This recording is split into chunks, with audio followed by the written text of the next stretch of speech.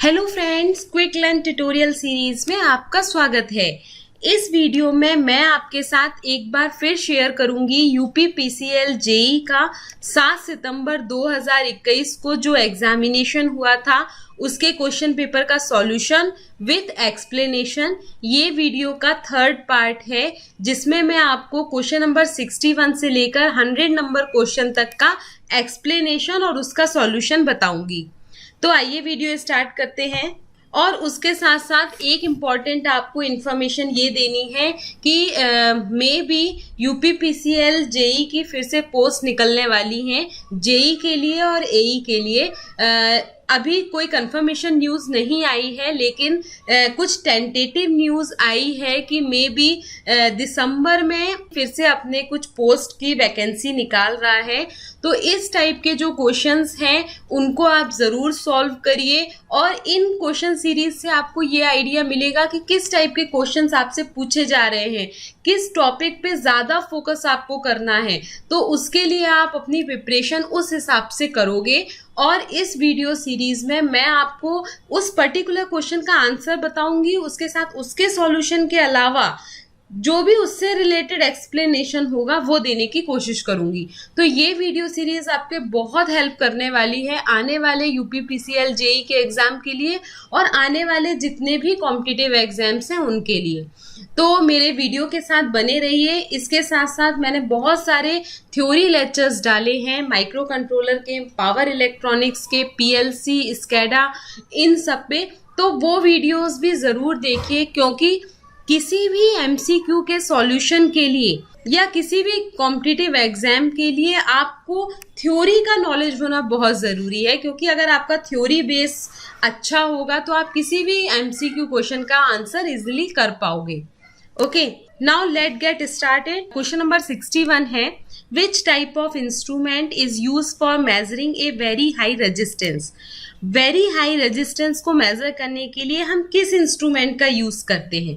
तो यहाँ पे ऑप्शन दिए हुए हैं वेन ब्रिज का, मर्जर का, केल्विन सिंगल ब्रिज का या व्हीट स्टोन ब्रिज का। तो उसका एक्सप्लेनेशन यहाँ पे दिया हुआ है। जो केल्विन डबल ब्रिज होते हैं उनका हम यूज करते हैं लो रेजिस्टेंस मेजर करने के लिए। व्हीट स्टोन ब्रिज का यूज हम करते हैं मीडियम रेजिस्टेंस को मेजर करने के लिए। लेकिन मर्जर जो है उसका हम यूज करते हैं हाई रेजिस्टेंस मेजर करने के लिए। तो बी इसका करेक्ट आंसर है। Now move to the next question. Question number 62, which method is not use for starting the synchronous motor. Synchronous motor को स्टार्ट करने के लिए हम कौन सी मेथड का यूज नहीं करते। तो यहाँ पे आपको 4 मेथड दी हैं, damper winding, small DC machine, pony motor और आउटर रोल्ड मशीन। तो इसके करेक्ट आंसर के लिए सबसे पहले अपन एक्सप्लेनेशन देख लेते हैं। सिंक्रोनस मोटर सेल्फ स्टार्टेड नहीं होती, यानी अपने से स्टार्ट नहीं होती। सिंक्रोनस मोटर को स्टार्ट करने के लिए हमें किसी पर्टिकुलर मेथड की जरूरत पड़ती है। It is necessary to rotate the rotor at a speed very near to synchronous speed. यहाँ पे हमें जो रोटर लगा होता है सिंक्रोनस मोटर में उसको रोटेट करना होता है बहुत ही हाई स्पीड में। ठीक है, उसकी स्पीड हमारे सिंक्रोनस स्पीड के बराबर होनी चाहिए। तो उसके लिए बहुत सारी मेथड्स हैं। पहली मेथड है पोनी मोटर्स। पोनी मोटर की हेल्प से हम सिंक्रोनस मोटर को स्टार्ट कर सकते हैं। डैम्पर वाइंडिंग की हेल्प से कर सकते हैं। स्लिप रिंग इंडक्शन मोटर की हेल्प से भी कर सकते हैं और स्मॉल डीसी मशीन की हेल्प से भी कर सकते हैं। तो यहाँ पे देखिए ये तीनों ऑप्शन हमारे सिंक्रोनस मोटर को स्टार्ट करने के लिए ऑलरेडी यहाँ पे दिए हुए हैं। आउटर रोल्ड मशीन मेथड हमारी यूज नहीं की जाती सिंक्रोनस मोटर को स्टार्ट करने के लिए। ठीक है, तो डी इसका करेक्ट आंसर है। Now question number 63, which type of work is not performed for maintenance of transformer. Transformer की मेंटेनेंस के लिए हम कौन सा काम प्रिफर नहीं करते या कौन सा वर्क हम परफॉर्म नहीं करते। तो यहाँ पे देखिए 4 ऑप्शन आपके पास दिए हैं। पहला ऑप्शन है सॉल्विंग द डिजाइनिंग एरर। जो डिजाइनिंग की गई है ट्रांसफॉर्मर की उसको हम सॉल्व नहीं करते, यानी ऐसा नहीं है कि हम ट्रांसफॉर्मर की डिजाइनिंग को ही चेंज कर दें, हम ऐसा नहीं करते। तो यही इसका करेक्ट आंसर हो गया। लेकिन बाकी के ऑप्शन भी हमें देखना जरूरी है। तो नेक्स्ट ऑप्शन है लीक रिपेयर, सील रिप्लेसमेंट, कई बार कहीं पे लीकेज हो रहा है या सील रिप्लेसमेंट करना है तो हम करते हैं। कोरिजन एंड रस्ट रिमूवल, कई बार कोरिजन हो जाता है या रस्ट हो जाती है तो हम उसको रिमूव करने का काम भी करते हैं। वेल्डिंग वर्क भी करते हैं, कहीं पे वेल्डिंग करनी है, टूट गया है तो उसको वेल्ड करते हैं। पेंटिंग वर्क भी करते हैं जिससे कोरिजन ना हो। Taking measure for extending service line, कई बार हमें सर्विस लाइन को एक्सटेंड करना होता है तो वो भी हम करते हैं। तो यानी तीनों ऑप्शन हम कर सकते हैं मेंटेनेंस ऑफ ट्रांसफार्मर में, लेकिन हम डिजाइनिंग एरर को सॉल्व नहीं करते, तो ए इसका करेक्ट आंसर है। नेक्स्ट क्वेश्चन नंबर 64 है, a circuit which is use to turn off the SCR। ऐसा कौन सा सर्किट है जिसका यूज हम SCR के टर्न ऑफ करने के लिए करते हैं? तो अगर आपने SCR डिटेल में पढ़ा होगा तो आपको मालूम होगा कि SCR के टर्न ऑफ मेथड को हम कम्यूटेशन मेथड कहते हैं, या SCR को टर्न ऑफ करने की जो टेक्निक होती है उसको हम कम्यूटेशन टेक्निक कहते हैं। दो टाइप की कम्यूटेशन टेक्निक होती है SCR को टर्न ऑफ करने की। पहली होती है नेचुरल कम्यूटेशन और दूसरी होती है फोर्स कम्यूटेशन। फोर्स कम्यूटेशन में हम एक कम्यूटेशन सर्किट की हेल्प से SCR को टर्न ऑफ करते हैं, यानी एक एक्सटर्नल सर्किट की हेल्प से हम SCR को टर्न ऑफ करते हैं और उस सर्किट को हम कहते हैं कम्यूटेशन सर्किट। तो कम्यूटेशन इसका करेक्ट आंसर है। यहाँ पे देखिए इसका एक्सप्लेनेशन दिया है जो मैंने अभी आपको बताया कि SCR के टर्न ऑफ की जो मेथड होती है उसको हम कहते हैं कम्यूटेशन मेथड, और ये दो टाइप की होती है, नेचुरल कम्यूटेशन और फोर्स कम्यूटेशन। नेचुरल कम्यूटेशन में हम इनपुट साइड में AC करंट अप्लाई करते हैं जिसके कारण SCR ऑटोमेटिकली, जब भी AC साइकिल की नेगेटिव हाफ साइकिल अपीयर होगी तो SCR ऑटोमेटिकली टर्न ऑफ हो जाएगा। लेकिन अगर हमने किसी सर्किट में के इनपुट में DC सप्लाई दी है तो DC सप्लाई देने के कारण SCR टर्न ऑफ नहीं हो पाता, तो उस केस में SCR को टर्न ऑफ करने के लिए हम फोर्स कम्यूटेशन का यूज करते हैं। अब फोर्स कम्यूटेशन में हम एक एक्सटर्नल सर्किट की हेल्प से SCR को टर्न ऑफ करते हैं तो उसको हम कहते हैं कम्यूटेशन सर्किट। ठीक है, तो C इसका करेक्ट आंसर है। और इसके लिए कम्यूटेशन प्रोसेस के लिए या कम्यूटेशन मेथड को समझने के लिए मेरी पावर इलेक्ट्रॉनिक्स की सीरीज आप देखिएगा, वहां पे मैंने डिटेल वीडियो बनाए हैं SCR कम्यूटेशन पे। 6 से 7 वीडियो हैं जिसमें हर कम्यूटेशन प्रोसेस को मैंने डिटेल में एक्सप्लेन किया है, तो वहां से आपको बहुत हेल्प मिलेगी। नेक्स्ट क्वेश्चन नंबर 65 है, What is the result when uranium-235 undergoes fusion by slow neutron? जब यूरेनियम 235 का फ्यूजन होता है न्यूट्रॉन की हेल्प से तो उसका फाइनल रिजल्ट क्या आता है? तो यहाँ पे ऑप्शन दिए हैं, इसका एक्सप्लेनेशन हमें पता होना चाहिए कि जब भी हम न्यूक्लियस या न्यूट्रॉन की हेल्प से यूरेनियम को फ्यूजन करते हैं तो जो यूरेनियम एटम है वो 2 स्मॉल एटम में टूट जाता है या स्प्लिट हो जाता है, और जब यूरेनियम एटम स्प्लिट होता है उस टाइम पे एनर्जी रिलीज होती है इन द फॉर्म ऑफ हीट। ठीक है, तो यहाँ पे देखिए जब भी यूरेनियम एटम का फ्यूजन होता है न्यूट्रॉन की हेल्प से तो रिलीज होती है energy in the form of heat, तो सी इसका करेक्ट आंसर है। Now question number 66 is PLC's analog input output address value has. PLC में जो एनालॉग इनपुट और आउटपुट होते हैं उनकी एड्रेस वैल्यू क्या होती है? तो उनकी एड्रेस वैल्यू 1 वर्ड की होती है, डी इसका करेक्ट आंसर है। नाउ क्वेश्चन नंबर 67 है, which type of energy audit involves analysis of capital incentive improvement. ठीक है, एनर्जी ऑडिट में क्या क्या चीजें इन्वॉल्व होती हैं कैपिटल इंटेंसिव इम्प्रूवमेंट की एनालिसिस के लिए? तो एनर्जी ऑडिट क्या कहलाता है, उसमें कौन कौन से एनर्जी ऑडिट लेवल होते हैं, वो सब यहाँ पे एक्सप्लेनेशन में दिया है। An energy audit is an inspection survey and analysis of energy flow from energy conversion in the building. ये 4 टाइप के ऑडिट होते हैं, लेवल 0, लेवल 1, 2 और लेवल 3। जो लेवल 0 होते हैं वो बेंचमार्किंग कहलाते हैं। फर्स्ट एनालिसिस ये होती है, इसमें हम ये देखते हैं कि पूरी होल बिल्डिंग में कितनी एनर्जी यूज हो रही है, उसका एनालिसिस करते हैं। लेवल 1 को हम वॉक थ्रू एडिट कहते हैं, लेवल 2 को हम कहते हैं जनरल एनर्जी ऑडिट, और लेवल 3 जो होता है उसको हम कहते हैं इन्वेस्टमेंट ग्रेड ऑडिट। इसमें हम डिटेल इन्वेस्टिगेशन करते हैं कि कितनी एनर्जी प्रोड्यूस हुई, कितनी कंजम्पशन हुआ एनर्जी का, तो ये कहलाता है investment grade audit. Detail analysis यहाँ हम करते हैं। तो कैपिटल इंटेंसिव इंप्रूवमेंट के लिए हम डिटेल एनालिसिस करते हैं और इसका आंसर डी है। नेक्स्ट क्वेश्चन नंबर 68 है, the process of taking measure to check the quality, performance और reliability of the equipment is called. वो प्रोसेस जिसमें हम किसी इक्विपमेंट की क्वालिटी भी मेजर करते हैं, परफॉर्मेंस भी देखते हैं, रिलायबिलिटी भी देखते हैं, उसको हम क्या कहते हैं? उसको हम कहते हैं टेस्टिंग। ठीक है, तो ए इसका करेक्ट आंसर है। अपन कहते हैं ना कि फाइनल जो प्रोडक्ट बन गया या जो भी इक्विपमेंट बन गया उसको अब हमें टेस्ट के लिए भेजना है, तो उसमें क्या क्या हम टेस्ट करते हैं? उसकी क्वालिटी टेस्ट करते हैं, उसका परफॉर्मेंस टेस्ट करते हैं, उसकी रिलायबिलिटी टेस्ट करते हैं, तो ये कहलाता है टेस्टिंग। पूरा हर चीज टेस्ट करते हैं, जहां हम एनालाइज करते हैं वो कहलाता है टेस्टिंग। तो ए इसका करेक्ट आंसर है। नेक्स्ट 69 नंबर का क्वेश्चन है, what is the correct output of Z in the given रंग। ये हमारा पीएलसी का बेस्ड क्वेश्चन है। ये हमारे पीएलसी लैडर लॉजिक प्रोग्राम का एक रंग है। रंग आपको मालूम होगा अगर आपने पीएलसी पढ़ा होगा तो, कि जो भी हॉरिजॉन्टल लाइन होती हैं लैडर लॉजिक डायग्राम में उनको हम रंग कहते हैं। इन रंग के राइट हैंड साइड में हम आउटपुट शो करते हैं और लेफ्ट हैंड साइड में हम इनपुट देते हैं।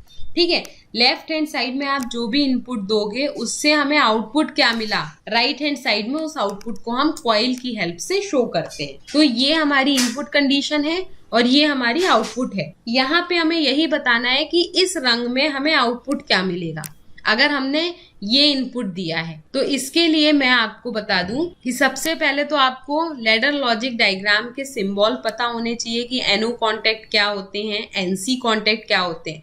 तो ये हमारा एक NO कॉन्टेक्ट है, ये हमारा एक NC कॉन्टेक्ट है और ये हमारी कहलाती है रिले कॉइल, जिसकी हेल्प से हम आउटपुट शो करते हैं। ठीक है, या हम लैंप, इंडिकेटर, इनकी हेल्प से भी आउटपुट को शो करते हैं। तो ये तो हमारे लैडर लॉजिक डायग्राम के सिंबल हैं। अब इसको सॉल्व करने के लिए मैं आपको बता दूं कि जो NO कॉन्टेक्ट होते हैं उनको हम नॉर्मली लिखते हैं। जैसे X है, ये हमारा NO कॉन्टेक्ट है तो हमने सीधे इसको X लेंगे। सेम रंग में जो लिखा होगा वो हमारे डॉट से शो होगा, यानी X डॉट, और जो NC कॉन्टेक्ट है वो कॉम्प्लीमेंट में जाते हैं, यानी ये Y कॉम्प्लीमेंट हो जाएगा। तो हमें आउटपुट क्या मिलेगा, Z equals to X dot Y complement. NO contact को हम नॉर्मल फॉर्म में लेते हैं और NC कॉन्टेक्ट हमारे कॉम्प्लीमेंटेड इनपुट होते हैं। तो X हमारा नॉर्मल इनपुट हो गया, डॉट Y हमारा कॉम्प्लीमेंटेड इनपुट हो गया, तो Y कॉम्प्लीमेंट। तो C इसका करेक्ट आंसर हो गया। अब इसके और एग्जाम्पल मैं आपको एक्सप्लेन कर देती हूँ। यहाँ पे देखिए, अगर हमारे पास ये इक्वेशन है, इस एक्सप्रेशन को, इस बूलियन एक्सप्रेशन को अगर हमें लैडर लॉजिक से सॉल्व करना है, मान लीजिए आपको ये दिया जाए और कहा जाए कि लैडर लॉजिक डायग्राम बनाओ, या लैडर लॉजिक डायग्राम जैसा अभी आपको दिया है उसके बाद आपको ये बूलियन एक्सप्रेशन निकालना है, तो कैसे निकालोगे?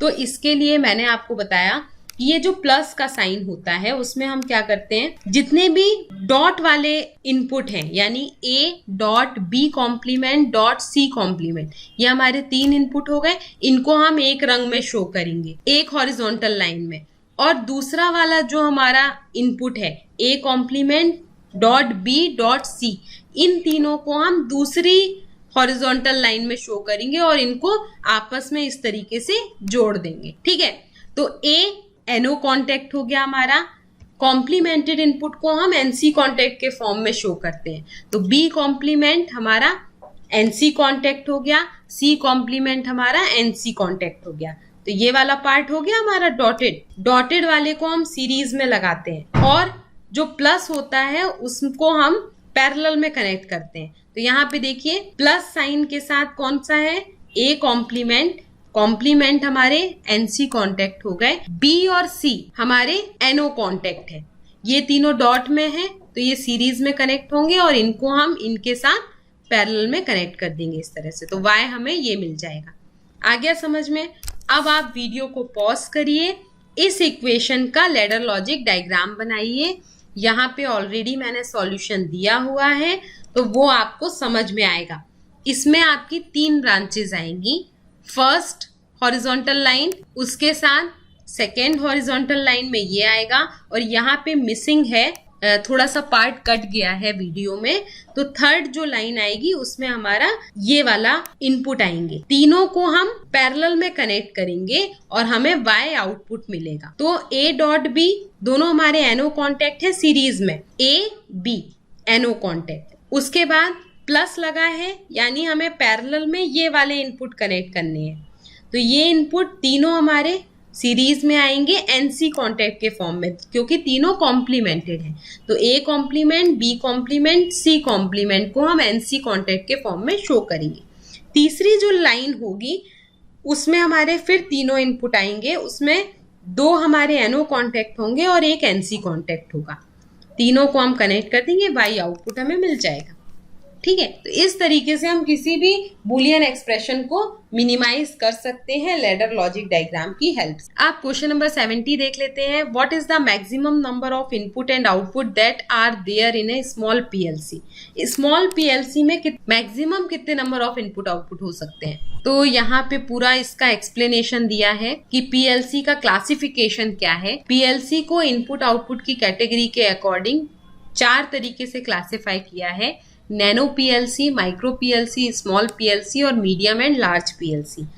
नैनो पीएलसी में लेस देन 32 इनपुट आउटपुट होते हैं, माइक्रो में less than more than 32 input output होते हैं, स्मॉल में मोर देन 128 इनपुट आउटपुट होते हैं, और मीडियम और लार्ज में ग्रेटर देन 256 इनपुट आउटपुट होते हैं। सी हमारा करेक्ट आंसर है। यहाँ पे डी लिखा हुआ है, सॉरी फॉर दैट, सी हमारा करेक्ट आंसर है। नेक्स्ट क्वेश्चन नंबर 71 है, for best conductivity which type of copper is suitable. Best conductivity के लिए कौन सी कॉपर सुटेबल होती है? तो जो प्योर कॉपर होती है उसकी कंडक्टिविटी सबसे अच्छी होती है, और जो प्योर कॉपर होती है वो बिल्कुल सॉफ्ट होती है। तो जो प्योर एनाइल्ड कॉपर होती है वो सबसे उसकी कंडक्टिविटी अच्छी होती है। तो ए इसका करेक्ट आंसर है। जैसे जैसे हम कॉपर में एलॉय मिक्स करेंगे उसकी हार्डनेस बढ़ जाएगी।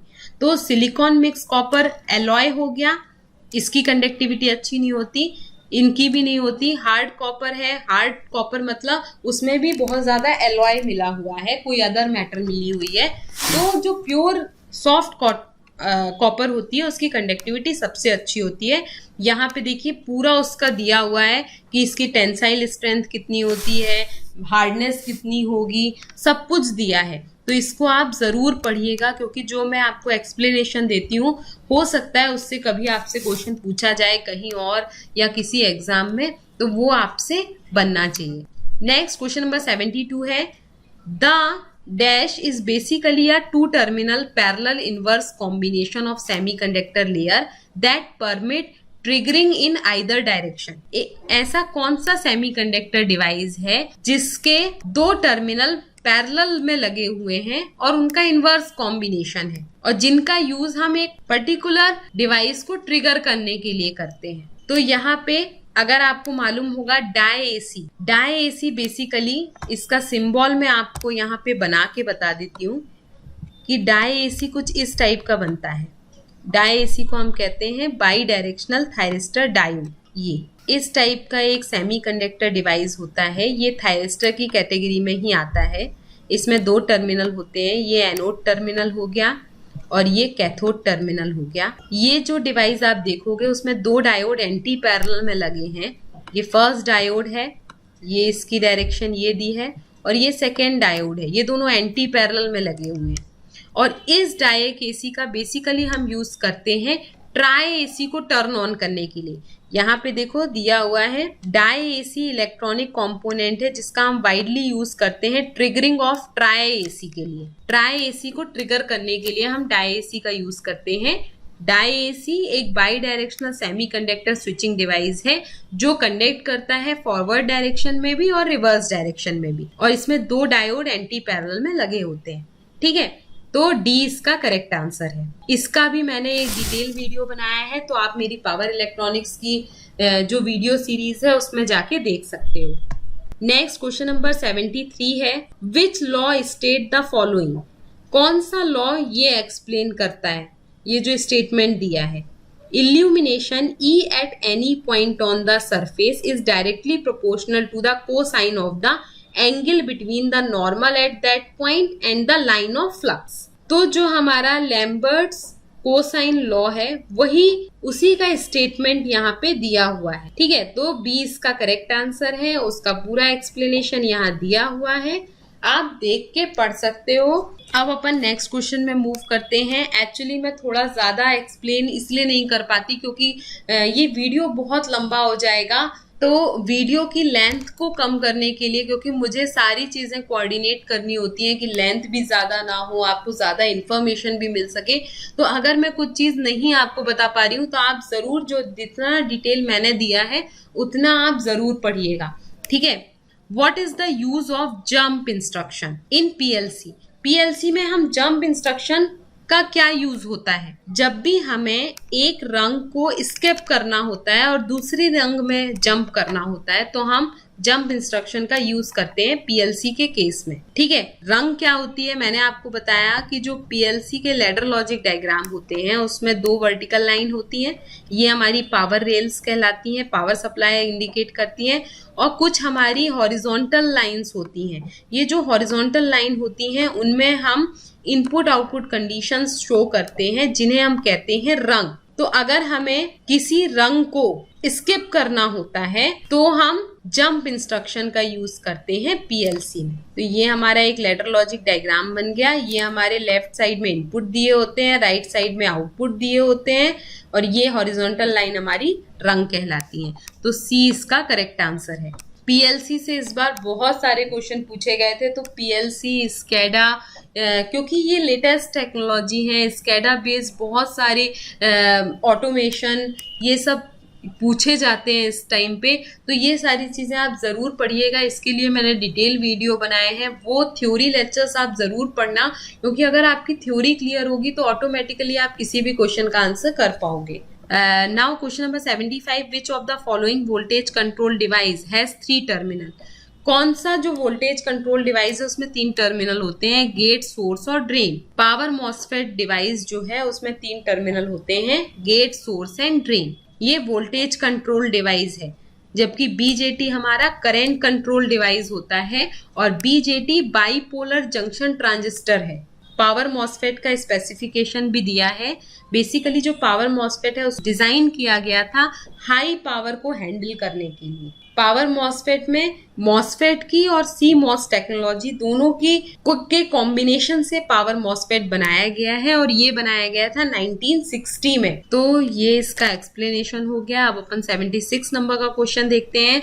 The energy motor used for domestic application come under the category of dash instrument. जो एनर्जी मोटर है वो डोमेस्टिक एप्लीकेशन के लिए यूज की गई, वो किस कैटेगरी में आती है इंस्ट्रूमेंट की, तो वो आती है इंटीग्रेटिंग टाइप इंस्ट्रूमेंट की कैटेगरी में। यहाँ पे दिया है electric motor is an electrical machine that convert electrical energy into mechanical energy. तो इसका basically integrating type correct answer है बी। नेक्स्ट क्वेश्चन नंबर 77 है, for a good fuse the value of the fusing factor is. एक अच्छे fuse का fusing factor कितना होना चाहिए, तो यहाँ पे एक्सप्लेनेशन दिया है, the current rating of the fuse is maximum value of current due to which fuse does not get melt. जो करेंट रेटिंग होती है फ्यूज की वो मैक्सिमम वैल्यू होती है जिसमें फ्यूज जो है वो मेल्ट ना हो। तो जो फ्यूजिंग फैक्टर होना चाहिए फ्यूज का वो ऑलवेज मोर देन 1, हमेशा 1 से ज्यादा होना चाहिए। तो बी इसका करेक्ट आंसर है। Next, which process is use to produce heat in nuclear power station. Nuclear power station में हीट प्रोड्यूस करने के लिए हम किस प्रोसेस का यूज करते हैं, तो मैंने अभी आपको एक क्वेश्चन में बताया था कि जो यूरेनियम होती है उसका जब फ्यूजन होता है, फ्यूजन के बाद यूरेनियम 2 एटम में चेंज हो जाती है और उसमें एनर्जी रिलीज होती है हीट के फॉर्म में। तो यूरेनियम के फ्यूजन से हम हीट प्रोड्यूस करते हैं। तो यूरेनियम के फ्यूजन से हम हीट प्रोड्यूस करते हैं न्यूक्लियर पावर प्लांट में। तो यहाँ पे पूरा दिया हुआ है, आप वो पढ़ के देख लेना कि कैसे यूरेनियम एटम को हम स्प्लिट करते हैं, और जो यूरेनियम एटम के स्प्लिट करने का प्रोसेस होता है उसको हम कहते हैं फ्यूजन। और फ्यूजन के बाद जो यूरेनियम एटम है वो 2 एटम्स में चेंज हो जाता है और उससे एनर्जी रिलीज होती है इन द फॉर्म ऑफ हीट। कितनी एनर्जी रिलीज होती है वो यहाँ पे सब कुछ दिया है, तो वो आप देख लेना। तो ए इसका करेक्ट आंसर है। यूरेनियम के बारे में और मैंने यहाँ पे बताया है कि कैसे यूरेनियम स्प्लिट होता है 2 एटम्स में, वो यहाँ पे बताया है मैंने। उसके बाद टाइप ऑफ न्यूक्लियर रिएक्टर, कितने टाइप के न्यूक्लियर रिएक्टर होते हैं, तो 2 टाइप के न्यूक्लियर रिएक्टर होते हैं। पहला होता है बॉइलिंग वाटर रिएक्टर BWR और दूसरा होता है PWR, pressurized water reactor. BWR का क्या फंक्शन है, PWR का क्या फंक्शन है, यहाँ पे दिया हुआ है। नेक्स्ट क्वेश्चन नंबर 79 है। आप वीडियो को पॉज करिए, जब मैं आपसे कहती हूँ कि एक्सप्लेनेशन पढ़िए तो वीडियो को पॉज करिए, उसके बाद उसको पूरा समझिए, तो आपको बहुत हेल्प मिलेगी। अगर आप एक बार में नहीं समझ में आ रहा है तो आप फिर से मेरा वीडियो बैक करिए और फिर से देखो, आपको सब कुछ समझ में आएगा। क्वेश्चन नंबर 79 है, which standards are embedded in a quality management system within an organisation. किसी ऑर्गेनाइजेशन को स्टैंडर्डाइज करने के लिए, यानी ये बताने के लिए कि ये क्वालिटी मैनेजमेंट सिस्टम है, हम किस स्टैंडर्ड का यूज करते हैं, तो ISO का हम यूज करते हैं। आपने कई जगह देखा होगा ये ऑर्गेनाइजेशन ISO स्टैंडर्डाइज्ड है, और उसका जो 9000 वाला नंबर है उसका हम यूज करते हैं। यहाँ पे देखिए, ISO 9000 is a series of standard development and published by International Organization of Standard। ISO ने एक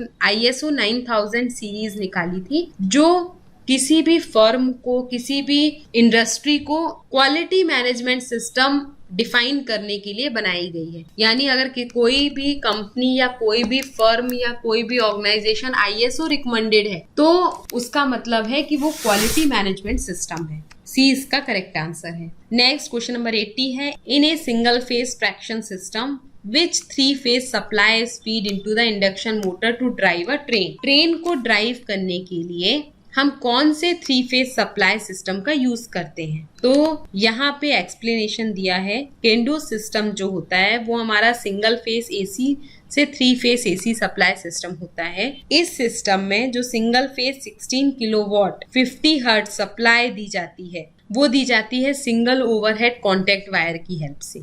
उसके बाद उसको 3-phase AC सप्लाई में कन्वर्ट करते हैं सेम फ्रीक्वेंसी की 3-phase AC सप्लाई में, और ये जो 3-phase AC सप्लाई होती है उसको हम फीड करते हैं 3-phase इंडक्शन मोटर में। तो ये कहलाता है केंडो सिस्टम। बी इसका करेक्ट आंसर है। 81 नंबर का क्वेश्चन है, which of the following bank is known as the first development bank of India. इनमें से कौन सा बैंक हमारा फर्स्ट डेवलपमेंट बैंक था इंडिया का? IFCI bank. जो IFCI बैंक था वो 1948 में एस्टेब्लिश किया गया था और फर्स्ट डेवलपमेंट बैंक था इंडिया का। It has been converted into public limited company, और ये 1993 में 1 जुलाई 1993 में पब्लिक लिमिटेड कंपनी में कन्वर्ट हो गया। तो बी इसका करेक्ट आंसर है। नेक्स्ट क्वेश्चन नंबर 82 है, the output of NOR gate is high when. NOR gate का आउटपुट कब हाई होता है? तो नॉर गेट का ट्रुथ टेबल आपको पता होना चाहिए, सर्किट सिंबल और इक्वेशन पता होने चाहिए। ठीक है, ये सारी चीजें आपको पता होनी चाहिए। नॉर गेट क्या, किसी भी लॉजिक गेट का अगर आपसे पूछा जाए, क्योंकि ये बहुत ही बेसिक होते हैं हमारे लॉजिक गेट्स, एंड और नॉर नॉट, तो ये आपको डेफिनेटली पता होने चाहिए। और ये वाले जो क्वेश्चंस होते हैं वो बिल्कुल एफर्टलेस क्वेश्चन है, यानी ये बहुत इजी क्वेश्चंस में आते हैं। आपको ये बेसिक नॉलेज, तो अगर आप इलेक्ट्रॉनिक्स के, इलेक्ट्रिकल के बंदे हो तो आपको पता ही होना चाहिए। ठीक है, तो ये फ्री के मार्क्स वाले क्वेश्चंस कहलाते हैं एक्चुअली। नॉर गेट ये कहलाता है सर्किट सिंबल नॉर गेट का। 2 इनपुट नॉर गेट है जिसका आउटपुट हमें ये मिलेगा। Output of NOR gate is high. और नॉर गेट का आउटपुट कब हाई होता है? जब दोनों इनपुट 0 होते हैं। तो यहाँ पे देखिए, जब बोथ इनपुट्स आर लो, जब दोनों इनपुट लो होंगे तो आउटपुट हाई होगा। अगर हमें ट्रुथ टेबल पता है तो हम इसका आसानी से आंसर दे सकते हैं। सी इसका करेक्ट आंसर है। तो जितने भी लॉजिक गेट्स हैं एटलीस्ट वो उनके ट्रुथ टेबल, उनके सर्किट सिंबल, उनकी इक्वेशन आपको पता होनी चाहिए। उसके साथ साथ यूनिवर्सल गेट्स क्या कहलाते हैं वो पता होना चाहिए। वो हम उन्हें यूनिवर्सल गेट क्यों कहते हैं, जैसे आपका नैंड एक यूनिवर्सल गेट है, तो यूनिवर्सल गेट क्या होते हैं, हम उन्हें यूनिवर्सल गेट क्यों कहते हैं, ये सारी चीजें आपको पता होनी चाहिए। क्वेश्चन नंबर 83 है, which of the following is not an advantage of DC electric power transmission. DC electric power transmission का एडवांटेज क्या नहीं है इनमें से? Generation of power at high DC voltage is easy. B इसका करेक्ट आंसर है। Advantage of DC transmission system यहाँ पे दिए हैं एडवांटेज, तो ये एडवांटेजेस आप जरूर देख लीजिएगा। डीसी ट्रांसमिशन सिस्टम का पहला एडवांटेज है the line construction is simple. DC transmission system को कंस्ट्रक्ट करना सिंपल है। एसी ट्रांसमिशन से ये चीपर होते हैं, सस्ते होते हैं, तो ये सारे जरूर आप देख लेना। नेक्स्ट क्वेश्चन नंबर 84 है, a conductor whose resistance does not follow Ohm's law is called. वो कंडक्टर जो ओम्स लॉ को फॉलो नहीं करता वो क्या कहलाते हैं, कौन सा कंडक्टर कहलाता है? तो ऐसे कंडक्टर जो ओम्स लॉ को फॉलो नहीं करते उनको हम कहते हैं नॉन ओमिक कंडक्टर्स, या जो नॉन ओमिक कंडक्टर्स होते हैं उनको हम नॉन लीनियर कंडक्टर्स भी कहते हैं। अब ये नॉन लीनियर कंडक्टर्स क्या कहलाते हैं वो यहाँ पे दिया हुआ है, तो सी इसका करेक्ट आंसर है। नेक्स्ट क्वेश्चन नंबर 85 है, recognize the symbol given in the figure. ये जो सिंबल दिया है वो किस चीज का सिंबल है? 3 पोल सर्किट ब्रेकर है, 3 पोल फ्यूज्ड स्विच है, ओवरलोड रिले है कि 3 फेज मैग्नेटिक मोटर स्टार्टर है। तो इसका एक्सप्लेनेशन यहाँ पे दिया है। ये बेसिकली एक 3 पोल सर्किट ब्रेकर है जिसका सिंबॉलिक रिप्रेजेंटेशन यहाँ पे मैंने आपको बताया है। उसके साथ जो रियल में दिखता है वो इस टाइप का हमारा 3 पोल सर्किट ब्रेकर होता है जिसमें इनकमिंग 3 फेज सप्लाई होती है और आउटगोइंग 3 फेज सप्लाई यहाँ पे कनेक्ट। तो इस टाइप का हमारा ये 3 पोल सर्किट ब्रेकर होता है जिसको हम सिंबॉलिकली इस तरीके से रिप्रेजेंट करते हैं।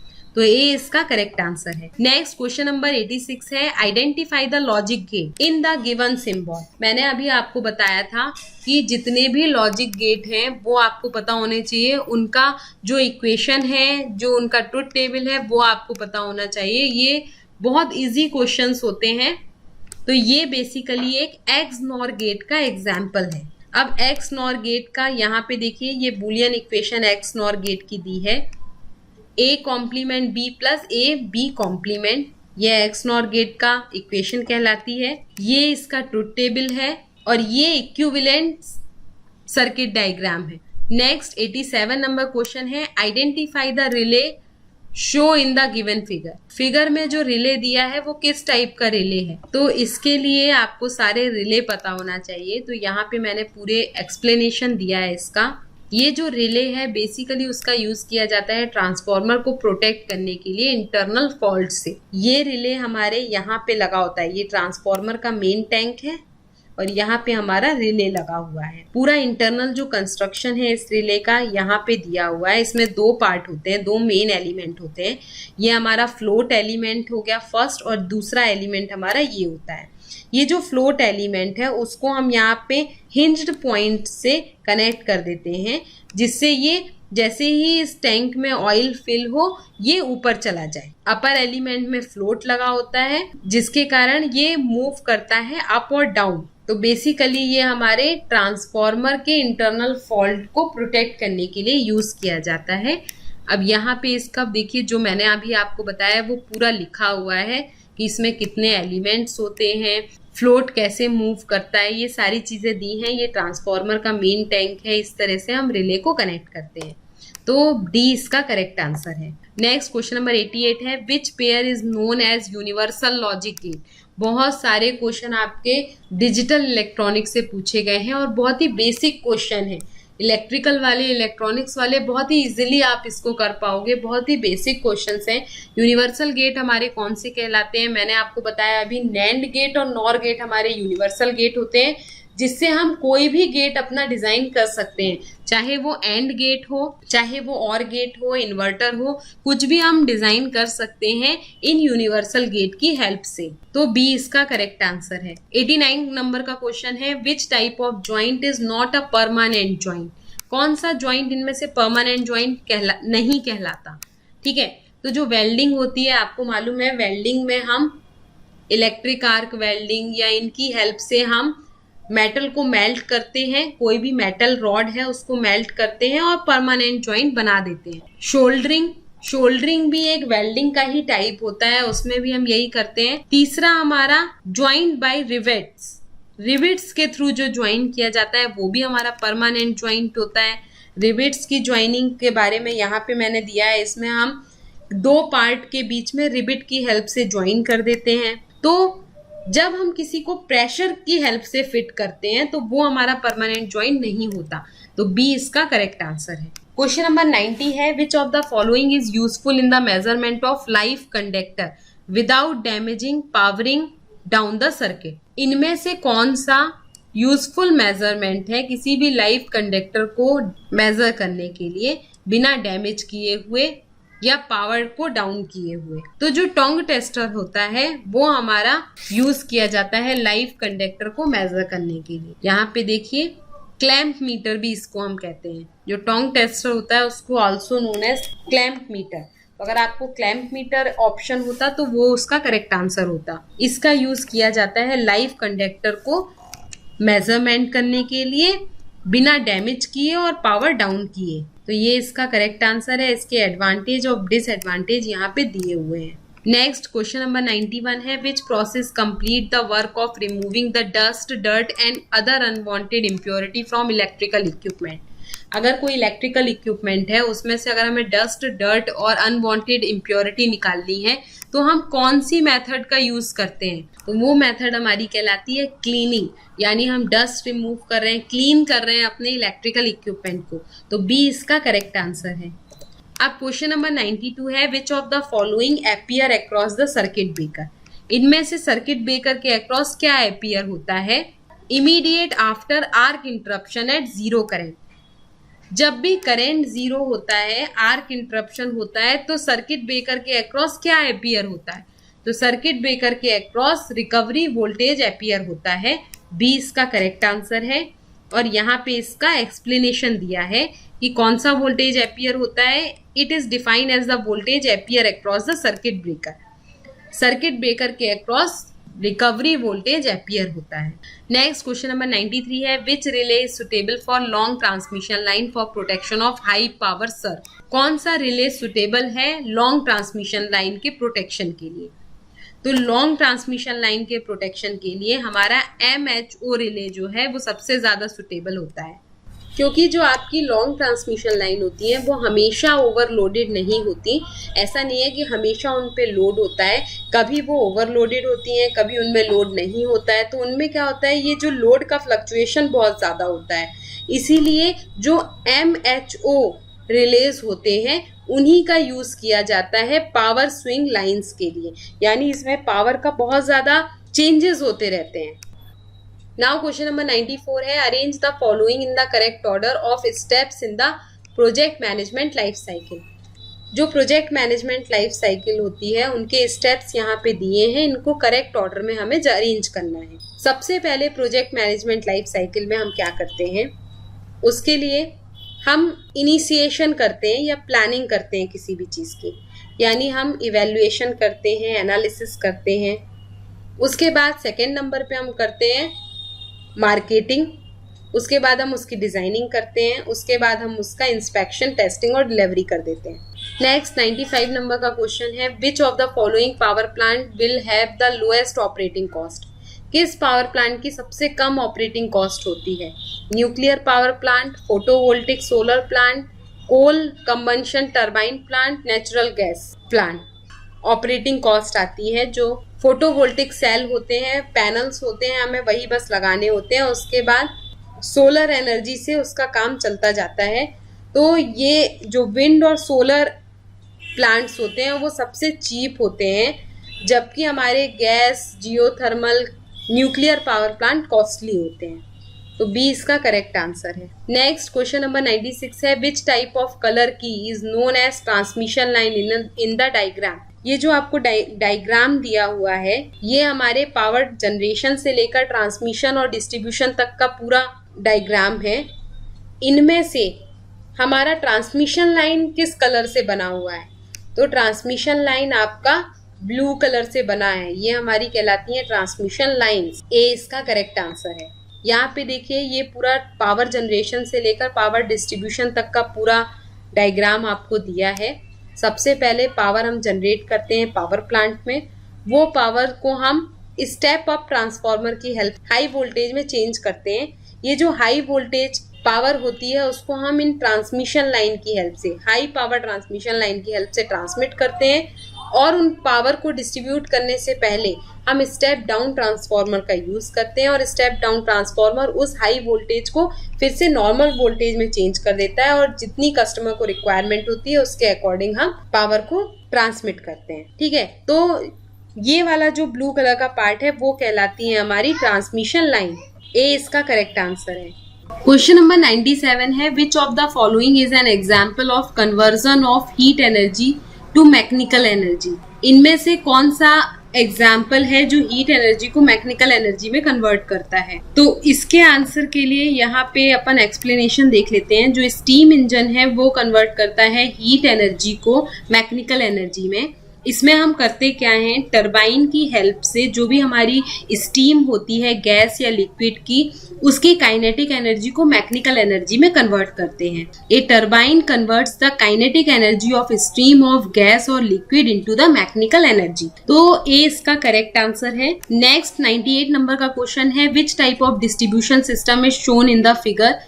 ये जो डायग्राम दिया है उसमें ये कौन सा टाइप का डिस्ट्रीब्यूशन सिस्टम है, तो ये बेसिकली एक बाइपोलर डीसी डिस्ट्रीब्यूशन सिस्टम है। सी इसका करेक्ट आंसर है। और डीसी डिस्ट्रीब्यूशन सिस्टम क्या कहलाते हैं वो यहाँ पे दिया हुआ है। जो डीसी डिस्ट्रीब्यूशन सिस्टम वो कन्वर्ट करते हैं एसी पावर को डीसी पावर में वाया ए रेक्टिफायर। रेक्टिफायर की हेल्प से एसी को डीसी में कन्वर्ट करते हैं और उस डीसी पावर को डायरेक्टली डीसी लोड में ट्रांसफर कर देते हैं। तो बेसिकली ये हमारा एक बाइपोलर डीसी डिस्ट्रीब्यूशन सिस्टम है। ठीक है, सी इसका करेक्ट आंसर है। Now 99 number question, which type of material has highest dielectric strength. किस मटेरियल की डाइलेक्ट्रिक स्ट्रेंथ सबसे ज्यादा होती है। तो यहाँ पे सबसे पहले हमें पता होना चाहिए कि डाइलेक्ट्रिक स्ट्रेंथ क्या कहलाती है। तो डाइलेक्ट्रिक स्ट्रेंथ की डेफिनेशन यहाँ दी हुई है। It is defined as the maximum voltage required to produce a dielectric breakdown through the material and is express in term of volt per unit thickness. जिस भी मटेरियल की जितनी ज्यादा डाइलेक्ट्रिक स्ट्रेंथ होगी वो उतना अच्छा इलेक्ट्रिकल इंसुलेटर होगा। ठीक है, तो यहाँ पे डिफरेंट मटेरियल दिए हैं और उनकी डाइलेक्ट्रिक स्ट्रेंथ दी है। तो इन मटेरियल के कंपैरिजन में सबसे अच्छी डाइलेक्ट्रिक स्ट्रेंथ जो है वो ग्लास की होती है 2000 से 3000 किलो वोल्ट पर इंच। ठीक है, लेकिन यहाँ पे जो ऑप्शन है उसमें हमारे पास जो हमारी यूपीपीसीएल जेई की आंसर शीट थी उसमें इसका आंसर पॉलीएस्ट्रीन दिया हुआ है। एक्चुअली मुझे कंफर्म नहीं है कि पॉलीएस्ट्रीन की डाइलेक्ट्रिक स्ट्रेंथ कितनी होती है, लेकिन जो ग्लास है उसकी डाइलेक्ट्रिक स्ट्रेंथ 2000 से 3000 होती है और वो इन मटेरियल में सबसे ज्यादा होती है। तो आप मुझे कमेंट बॉक्स में लिख के बताइएगा कि इसका करेक्ट आंसर क्या है, ग्लास है कि पॉलीएस्ट्रीन है। नेक्स्ट क्वेश्चन नंबर 100 है, which type of insulator is shown in the given figure. इस फिगर में ये कौन से टाइप का इंसुलेटर है। तो ये बेसिकली एक सस्पेंशन इंसुलेटर है जिसका हम ट्रांसमिशन लाइन में यूज करते हैं। यहाँ पे आप देखिए ये हमारा सस्पेंशन इंसुलेटर लगा है। इसमें बहुत सारे इंसुलेटर होते हैं और कप होते हैं, यानी राउंड डिस्क होती है और कप होते हैं और नीचे ये वायर होता है जिसे हम कहते हैं कंडक्टर। ये जो इंसुलेटर है वो ट्रांसमिशन लाइन की जो क्रॉस आर्म होती हैं उसके नीचे लगा होता है। और यहाँ पे आप देखिए सीरीज में बहुत सारी डिस्क लगी हुई हैं और बीच में कप लगे हुए हैं, तो इसको हम कहते हैं सस्पेंशन इंसुलेटर। अब ये किस मटेरियल के बने होते हैं बाकी डिटेल यहाँ पे दी हुई है। तो ये टोटल 100 क्वेश्चंस हैं हमारे यूपीपीसीएल जेई का जो अभी 7 सितंबर को 2021 में एग्जाम हुआ था उसके। और उसका एक्सप्लेनेशन है यहाँ पे। तो ये क्वेश्चन से आपको बहुत ज्यादा आइडिया हो जाएगा कि किस टाइप के क्वेश्चन आपसे पूछे जाएंगे। और मे भी दिसंबर तक फिर से यूपीपीसीएल जेई के लिए और एई के लिए दोनों के लिए कुछ पोस्ट निकालने वाला है, तो उन एग्जाम के लिए आपको इनसे बहुत हेल्प मिलेगी। उसके साथ साथ मैंने अपने थ्योरी लेक्चर्स के बहुत सारे वीडियो डाले हैं पीएलसी के, स्कैडा के, पावर इलेक्ट्रॉनिक्स पे, तो वो भी आप जरूर देखिएगा, क्योंकि अगर आपकी थ्योरी क्लियर होगी तो आप बहुत इजीली एमसीक्यू का आंसर दे पाओगे। ठीक है, अब मेरा जो नेक्स्ट वीडियो होगा उसमें जो रिमेनिंग 50 क्वेश्चंस रह गए हैं इसी पेपर के, वो मैं आपको सॉल्व करके बताऊंगी कि उसका एक्सप्लेनेशन क्या है। तो मेरे इस सीरीज में बने रहिए। Stay continue, keep watching and keep connecting. Bye bye.